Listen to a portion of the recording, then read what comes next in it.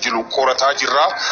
Gaabiraan immoo humna weerartuu hawaasa keenya dararuuf naannoo Amaaraatii bobbaafamtuu jilchinee ofirra deebisaa jirra jedhanii yuun ingidaa gabaasa guutuu qopheessee jira.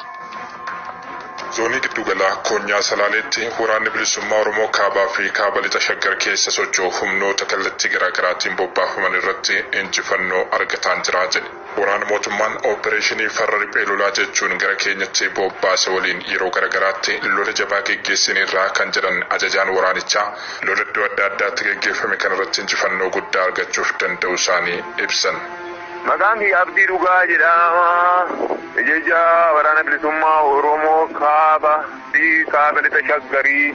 Injifannoon nuti arganne gabaabumatti diina keenya diina uummata Oromootitti roorrisu baadiyyaadhaa haga magaalaatti adabaati jirra, irraa hiikkachaati jirra, hidhachaati jirra, gurmuu keenya jabeeffachaati jirra. Kun immoo ifaan ifatti uummanni keenyas argaati jira. Kanaaf injifannoo guddaadha jedhee kanan ilaalu uummanni Oromoo har'a manni isaa gubatu haa du'u malee akka duriisan abbaan argee bakka argeetti rukutee bira darbee nagaan galaa hin jiru deebisaa argachaa jira dachaadhaan deebisan jaalu sadarkaa qondaalota isaanii jajjabaatti adabamaatii jiran. Waraanni bilisummaa Oromoo kaabaa fi kaaba lixa Shaggar keessa socho'u kun falmaan geggeessaa jiru humna waraana bilisummaa Oromoo balleessuuf mootummaadhaan ifatti bobbaafame kana qofa waliin miti jedhan ajajaan waboo bilbilaan OMN waliin turtii taasisan kun garee weerartuu milishaa Amaaraa maqaa faannoo jedhuun lafa Oromiyaa weeraruu fi uummata keenya dararuuf harka lafa jalaan bobbaafamu irrattis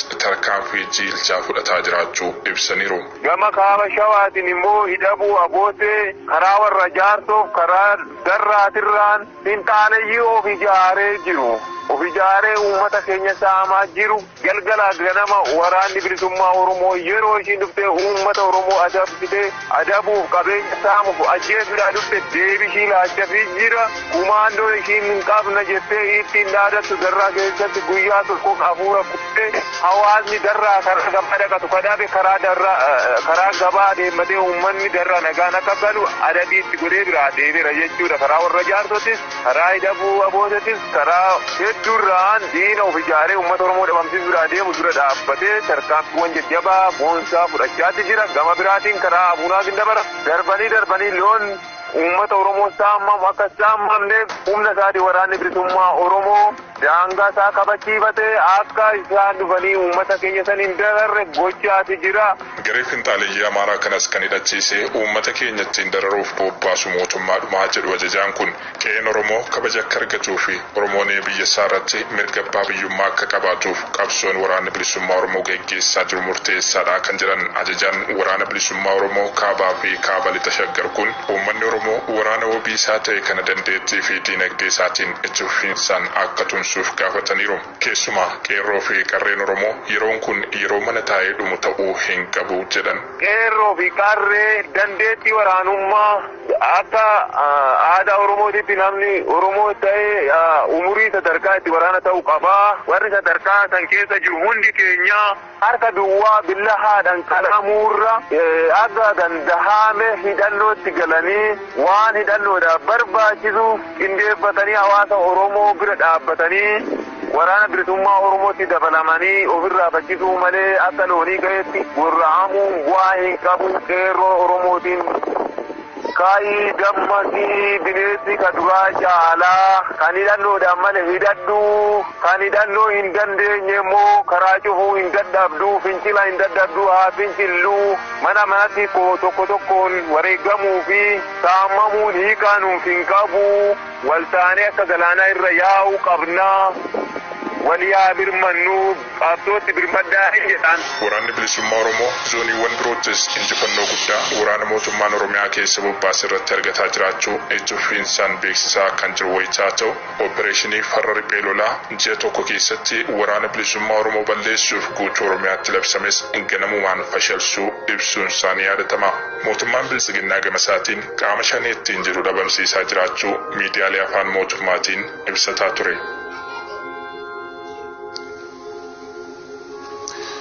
godina shawalixaa aanaalee amboo fi miidhaqanyiitti waraanni mootummaa namoota nagaa afurii ajjeesu haawwan barattootaa fi maanguddoota baay'ee miidhaa qaamaa jajjabaa irraan ga'ee jira. Dargaggoota hedduus ukkaamsee jiru jiraattonni. Waraanni bilisiginnaa erga waraana bilisummaa Oromoo ergama balleessuuf bobba'ee gochaalee hammeenyaa hedduu lammiilee hidhannoo hin qabne irratti dalaguu itti fufeeti jira. Gabaasi bal'aan itti aanee dhiyaata. Ebla digdamii lama bara 2022 ganama naannoo sa'aatii 5 eegalee shawalixaa aanaa Amboo ganda qulliit bakka addaa Billaachaatti waraanni mootummaa qeerroowwan lama badii tokko malee rashanuu dhageenye. Namoota lama lubbuu darban namoonni kaan immoo meeshaadhaan rukutamanii kan yaalamaa jiranidha. Namoonni lubbuun darban illee qeerroo lamadha. Kaan immoo rasaasa rukutamanii mana yaalaa aanaa Amboo keessatti yaalamaa jiran. Aanaa Amboo ganda qulliit Bilbisaa keessattidha. Kanarra darbee aanaa Amboo ganda qulliit Bilbisaa keessatti sochii garagaraa jiru. Darbee ganda Dikii fi ganda Haaruu Turoo keessatti jiraataa fi bishaan ajjeechaan itti fufee jira. Gandi qulliit magaalaa Amboorraa deemsa miilaa sa'aatii tokko hin caalle irratti kan argamtu yoo ta'u waraanni mootummaa magaalaa Amboo tiksuu naannoo kanatti walitti qabamee jira. Namni ganda qulliit irraa dubbifne akka jirutti qeerroowwan kunniin maatii fi hawaasa keessatti warra jaalalaa fi naamusaan beekamanii yakka dalagan tokkollee hin qaban. Ka'umsi warra kanaa abaaboo shiree deeggaruudhaan abaaboo shiree sallahu jechuudhaan nama maatii uummata nagaa qabu nagaa boorisuudhaan malee rakkoon tokko qabu. Waraanni garas qubsiifamee ganduma kana keessatti haawwan ijoollee guddisan lama bakka addaa birbirsa lammaffaatti rasaasan kan dhaye yoo ta'u yeroo ammaa wal'aansarra jiru. Waraanni saalfii fi naasuu hin qabne jaarsolii waggaa 60 olii maanguddoo Dallasaa Galaalchaa fi Dachaasaa Dalasaa jedhaman reebichaamaa irraa yoo ga'u qeerroo Fayyisaa Tafarraa jedhamu ukkaamsuun bakki geessan hin beekamne jedha hawaasi. Qeerroo biraa Fayyisaa Tafarraa jedhamu ukkaamsuun bakki geeffame hin beekamu jedha hawaasi.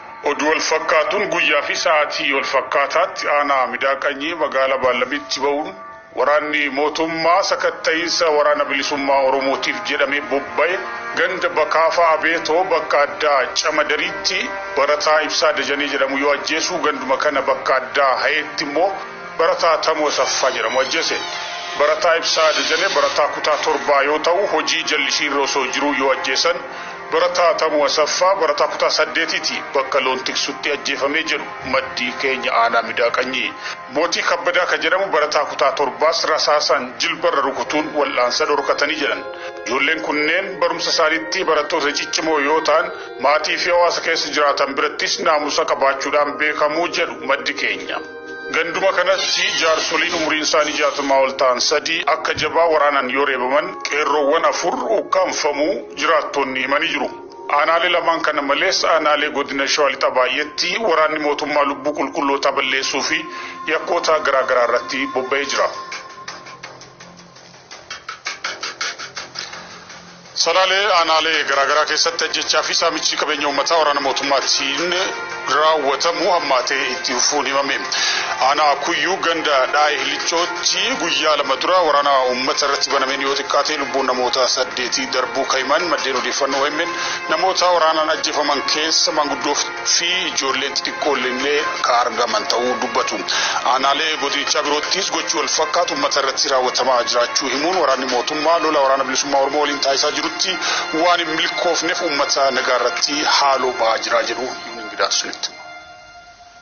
Labsa waraanaa mootummaan bilisiginnaa guutuu Oromiyaa irratti labsi hordofee Salaalee aanaa Kuyyuu Dagam warra Jaarsoo hidha bu'a bootee fi Darraafaa keessatti lolli jabaan yeroo garaagaraatti waraana bilisummaa Oromoo fi loltoota bilisiginnaa gidduutti gaggeeffamaa jiraachuu qeerroo fi maddeen waraanaa OMN garasii dubbisnee ibsaniiru. Lola gaggeeffamaa jiruun wal qabatee kasaaraan waraanaa jabaan waraana mootummaa garasitti bobbaafamee mudataa jiraachuu maddeen odeeffannoo keenya kunneen himaniiru. Waraanni mootummaa lola waraana bilisummaa Oromoo waliin gaggeessaa jirutti milkaa'uu akka hin dandeenye himanii aarii isaa garuu uummata nagaa irratti ba'aa jira jedhan. Ajjeechaan akkanumaan uummata nagaa irratti raawwatamu saamichi qabeenyaa fi qe'ee jiraattotaa mancaasuun gochoota irra deddeebiin waraanni mootummaa aanaalee godinichaa keessatti raawwataa jiru ta'us.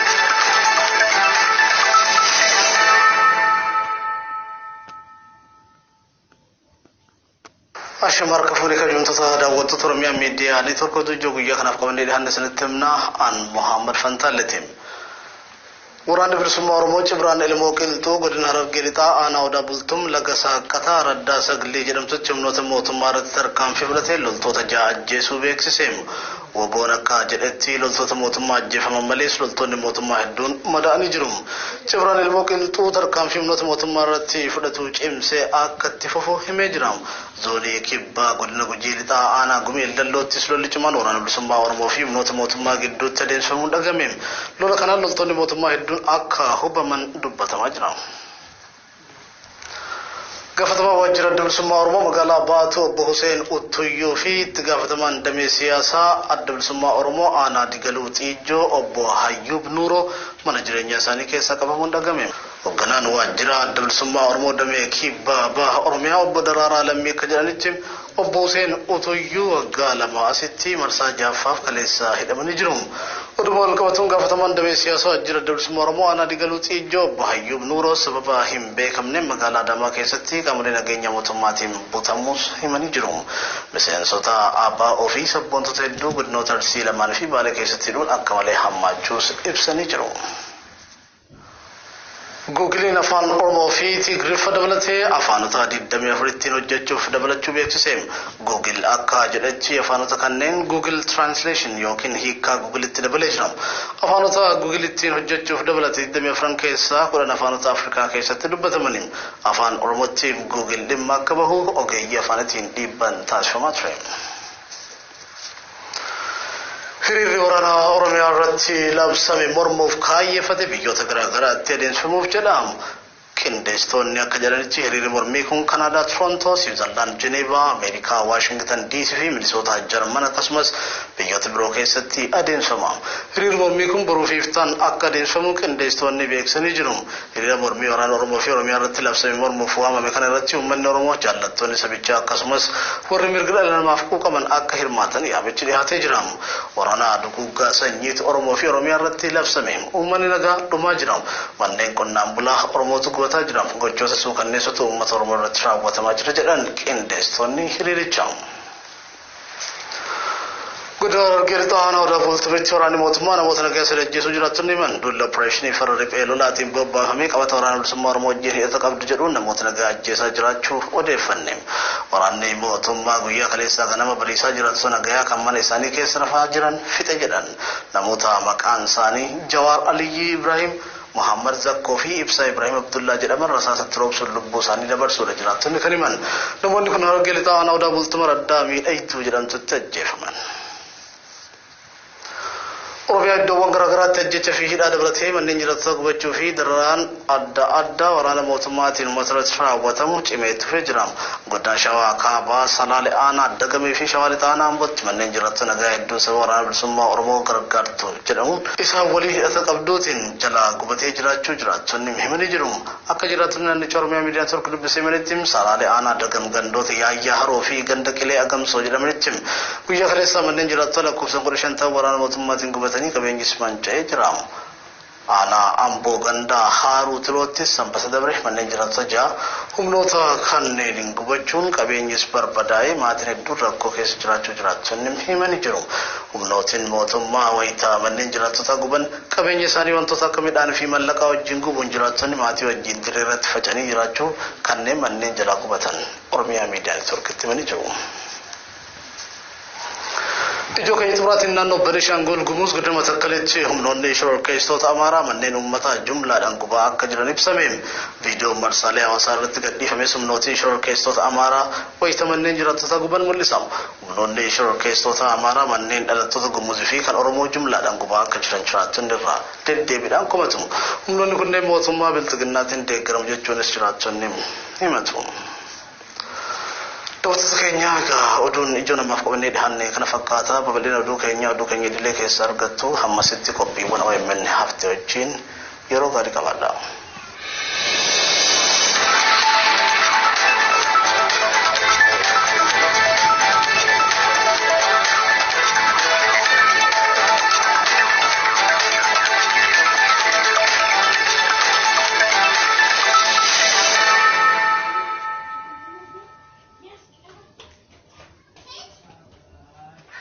waraana keenya burjaajeessuudhaaf yaalii godhanii haga amma waraana keenya shammatachuu hin dandeenye galata waaqaati. Ammallee ofirraa eegaa jechuun jiraan dooniyaadhaan maalleen gara basteemaa jira jechuudha. Oggoloota keenya bitanii hamilee qabsoo beektee hamilee uummata Oromoo cabsuudha.